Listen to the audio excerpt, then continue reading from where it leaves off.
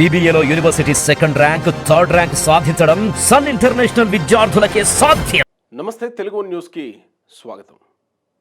జగన్మోహన్ రెడ్డి ఇప్పటికీ విజయవాడలో వరదలు వచ్చిన నేపథ్యంలో రెండుసార్లు విజయవాడలోని పలు కాలనీల్లో ఆయన పర్యటించారు. అయితే రెండుసార్లు కూడా ఆయన ప్రస్తుత ప్రభుత్వం మీద చేసిన ఆరోపణ ఏంటంటే మ్యాన్ మేడ్ ఫ్లడ్స్, ఇవి చంద్రబాబు నాయుడు తన ఇళ్ళు మునిగిపోకుండా ఉండడం కోసం విజయవాడని ముంచాడు అని అంటాడు. అంటే యాక్చువల్స్ ఏంటి అనేది, బుడమేరు ఎందుకు పొంగింది, బుడమేరు నీళ్లు కృష్ణానదిలో ఎందుకు కలవలేదు, కొల్లేరుకి పోవడంలో ఎందుకు గండ్లు పడ్డాయి, ఎందుకు నీళ్ళు వచ్చాయనే విషయం ఈ 4-5 రోజుల నుంచి జరుగుతున్న చర్చల్లో అందరికీ తెలిసిన విషయమే. కానీ జగన్మోహన్ రెడ్డి ఆయన పార్టీ నాయకులు మాత్రం పదే పదే ఇది మ్యాన్ మేడ్ ఫ్లడ్ అని చెప్పి ప్రజల్లోకి తీసుకెళ్లే ప్రయత్నం చేస్తున్నారు. కానీ ఆయన మ్యాన్ మేడ్ ఫ్లడ్ అంటుంటే గతంలో ఆయన మంత్రులు ఏమన్నారో ఒకసారి చూద్దాం. ఒక రకంగా జగన్మోహన్ రెడ్డి ఇప్పుడు మ్యాన్ మేడ్ ఫ్లడ్ అని ఏదైతే అంటున్నారో దానికి వాళ్ళు 2021లోనే కౌంటర్ ఇచ్చినట్టు వారి మంత్రులు, గతంలో ప్రభుత్వంలో పనిచేసినటువంటి మంత్రులు మాట్లాడిన వీడియోలు మన దగ్గర ఉన్నాయి. ఈయన నీటిపారుదల శాఖ మంత్రి మొట్టమొదటి జగన్మోహన్ రెడ్డి క్యాబినెట్లో అంటే మొదటి 2.5 సంవత్సరాల్లో నీటిపారుదల శాఖ మంత్రిగా చేసినటువంటి అనిల్ కుమార్ యాదవ్ ఏమంటున్నారో విందాం ఒకసారి. ఒకడు అన్నాడు ఆయన మ్యాన్ మేడ్ వరదలని. మ్యాన్ మేడ్ వరదలు చేయగలిగే శక్తి 5 సంవత్సరాలలో మీరుంటే కనీసం ఈ బ్యారేజ్ గేట్లు దాటి ఒక చుక్క నీళ్ళు పోయిన సంఘటన ఈ 5 సంవత్సరాల్లో లేవు.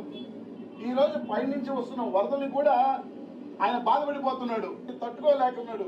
కడుపు మండి రగలుతుంది అతనికి పాపం. ఒక పక్క ఈ రాష్ట్ర ప్రజలు బుద్ధి చెప్పి ఈ షాకులు తట్టుకోలేక ఇప్పటికే గజని మైండ్ దొబ్బి మాట్లాడుతున్నారు. అర్థం కాక ఈరోజు మేము ప్రజల్ని ఏం చేశామని మాట్లాడుతున్నారంటే ఇంతకన్నా దిగజారుడు రాజకీయం. సిగ్గుండాల. ఎవరికి ఉండాలి సిగ్గు? ఎవరికి ఉండాలి సిగ్గు? ఇక్కడ అనిల్ కుమార్ యాదవ్ చెప్తున్న దాని ప్రకారం, మాజీ నీటిపారుదల శాఖ మంత్రి అనిల్ కుమార్ యాదవ్ చెప్తున్న దాని ప్రకారం ఆయనకి ఓడిపోయినటువంటి తీరుకి మైండ్ దొబ్బి ఇంకేదో అయ్యి గజనీ అయ్యి పిచ్చి పిచ్చిగా మాట్లాడుతున్నారు. మ్యాన్ మేడ్ వరదలా ఇవి అని. ఒక రకంగా 2021లో అన్నమయ్య ప్రాజెక్టు వరదలు వచ్చినప్పుడు ఇదే అనిల్ కుమార్ మ్యాన్ మేడ్ వరదలు ఎట్లా సాధ్యమవుతాయి అనేది ఆయనే కదా మాట్లాడింది. ఇప్పుడు జగన్మోహన్ రెడ్డి ఏదైతే మ్యాన్ మేడ్ ఫ్లడ్స్ అని అంటున్నాడో, అనిల్ కుమార్ రెడ్డి మీకు ముందుగానే కౌంటర్ ఇచ్చినట్టు అనుకుంటారు కదా ప్రజలు. ఆ విషయాన్ని ఎట్లా మర్చిపోతారంటే, మీరు అధికారంలో ఉన్నప్పుడు ఒకలాగా, ప్రతిపక్షంలోకి రాగానే ఇంకోలాగా మాట్లాడితే ప్రజలు ఎట్లా మర్చిపోతారు రాజకీయ నాయకులారా? ఇంకొక మంత్రి మాట్లాడుతున్నారు, పేర్ని నాని, ఆయన క్యాబినెట్ మాట్లాడతారు. దుర్మార్గం కదా ఇది. ఒక్కసారి కొండ ఆకాశం చిల్లిపడినట్టుగా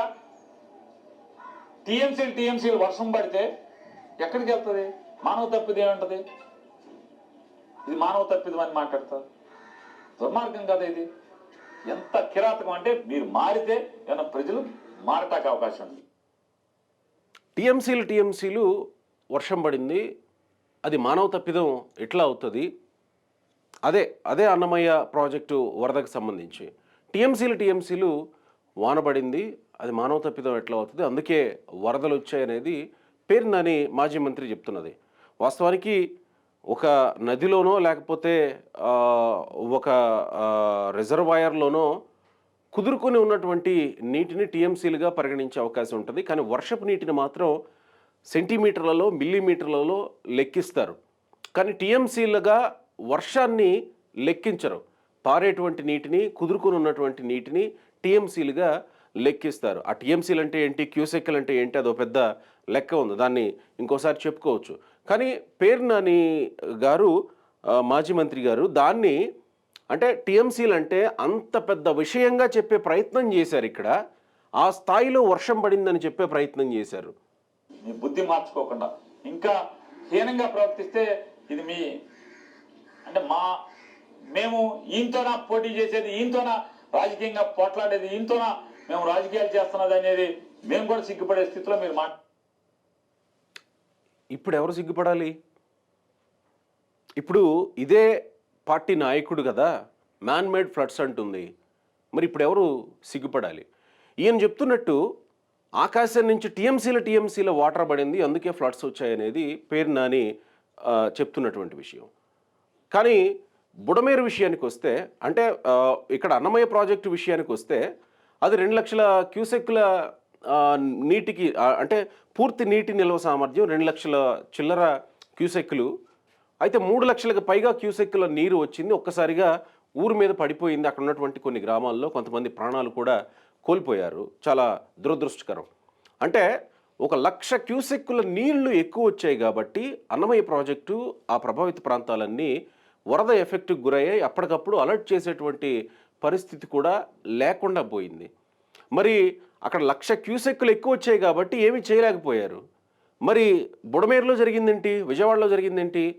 యాక్చువల్గా బుడమేరు కాలువ 11,000 క్యూసెక్కులకు సంబంధించినటువంటి ఓ చిన్న కాలువ. అది డైవర్షన్ కెనాల్ ద్వారా ఇటు కృష్ణాలోకి అటు కొల్లేరులోకి వెళుతూ ఉంటుంది. అయితే దానికి ఒక్కసారిగా 45,000 క్యూసెక్కుల నీరు రావడంతో ఒక్కసారిగా ఇటు కృష్ణాలోనేమో దాదాపు అప్పటికే 10 లక్షల క్యూసెక్కులకు పైగా వాటర్ వస్తూ ఉంది. మొత్తం 11,40,000 క్యూసెక్కులు అంటే ప్రకాశం బ్యారేజ్ చరిత్రలోనే ఎప్పుడు లేనంత వరద కృష్ణానదికి వచ్చింది. దానికంటే ముందు కృష్ణానదికి వరద వస్తూ ఉంది. తెలంగాణలో కురిసినటువంటి వర్షాలు, నల్గొండ ఖమ్మంలో కురిసినటువంటి వర్షాల ద్వారా పాలేరు, మూసి, వీటి గుండా పులిచింతల అవతల అవన్నీ కలిసి వస్తూ ఉన్నాయి. ఇదంతా గత కొన్ని రోజులుగా ప్రజలంతా చూస్తున్న సబ్జెక్టే.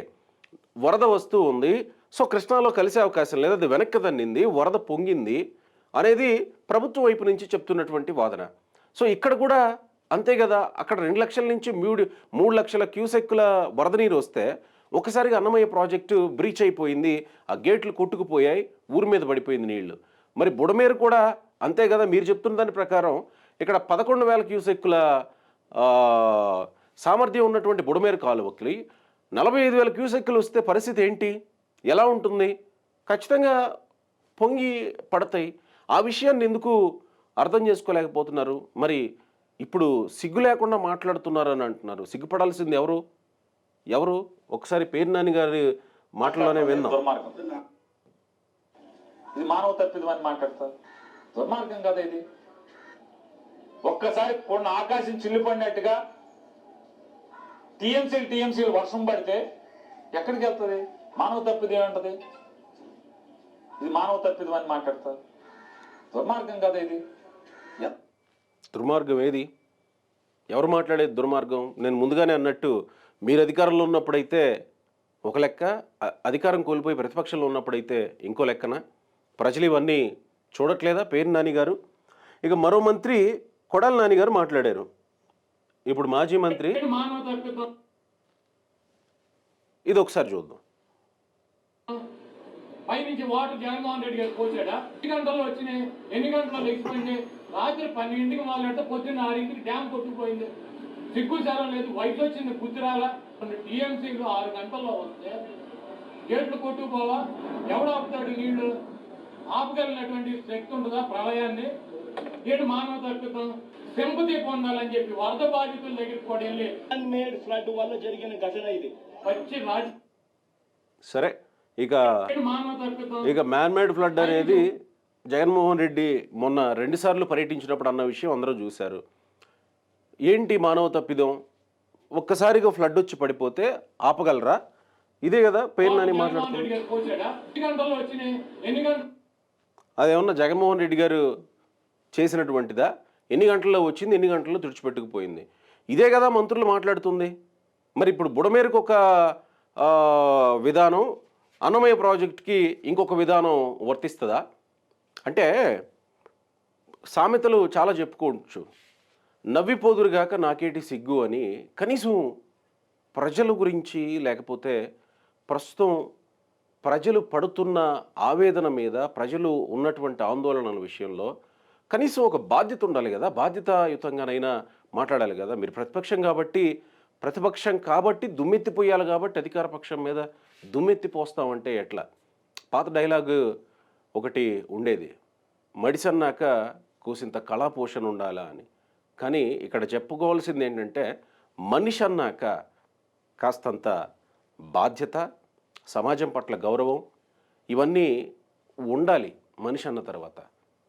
కానీ మీరు అధికారంలో ఉన్నప్పుడు ఒకలాగా, మీరు అధికారం కోల్పోయిన తర్వాత ఇంకోలాగా ప్రవర్తిస్తామంటే ప్రజలు అన్నీ చూస్తూ ఉంటారు. జాగ్రత్త. బుడమేరులో ఏం జరిగిందో ప్రజలకు తెలుసు. అన్నమయ్య ప్రాజెక్టు దగ్గర ఏం జరిగిందో ప్రజలకు ఈ పాటికే తెలిసింది. మీకు చేతనైతే సాయం చేయండి. ఒక్క జగన్మోహన్ రెడ్డి మాత్రం ₹1,00,00,000 ప్రకటించారు. అది కూడా పార్టీలో చర్చించి నిర్ణయం తీసుకుంటా అన్నారు. ఇప్పటివరకు మంత్రులు, మాజీ మంత్రుల నుంచి కానీ, మాజీ ఎమ్మెల్యేల నుంచి కానీ ఏం సాయం చేస్తున్నారు ఎవరికి తెలియనటువంటి పరిస్థితి. ఒక రకంగా విజయవాడలో కొన్ని చోట్లకి ఎమ్మెల్సీలు, మాజీ ఎమ్మెల్యేలు వెళ్ళినప్పుడు ప్రజలు వాళ్ళని నిలదీసే ప్రయత్నం జరిగింది అన్నట్టుగా కొన్ని వీడియోలు చూస్తూ ఉన్నాం. బొత్స సత్యనారాయణ వెళ్ళినప్పుడు, అలాగే నందిగామ ఎమ్మెల్యే మొండితోక జగన్మోహన్ రావు వెళ్ళినప్పుడు ప్రజలు వాళ్ళని నిలదీసిన తీరు మనం చూసాం. ప్రస్తుతానికి సహాయక చర్యలు కొనసాగుతూ ఉన్నాయి. ఇటువైపు నుంచి కళాకారులు, ఉద్యోగులు, విద్యార్థులు వాళ్ళకు తోచినంత సాయం అక్కడ ఉన్నటువంటి బాధితులకు చేసే ప్రయత్నం ఒకటి జరుగుతూ ఉంది.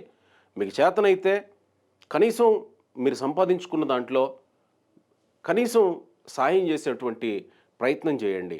అంతేగాని మడిసి అన్నాక కూసింత బాధ్యత లేకుండా ఇలాంటి ఆరోపణలు చేసి ప్రజల్ని మరింత భయాందోళనల్లోకి, మరింత గందరగోళంలోకి నెట్టేటువంటి ప్రయత్నం చేయడం కరెక్ట్ కాదు అనేది నా అభిప్రాయం.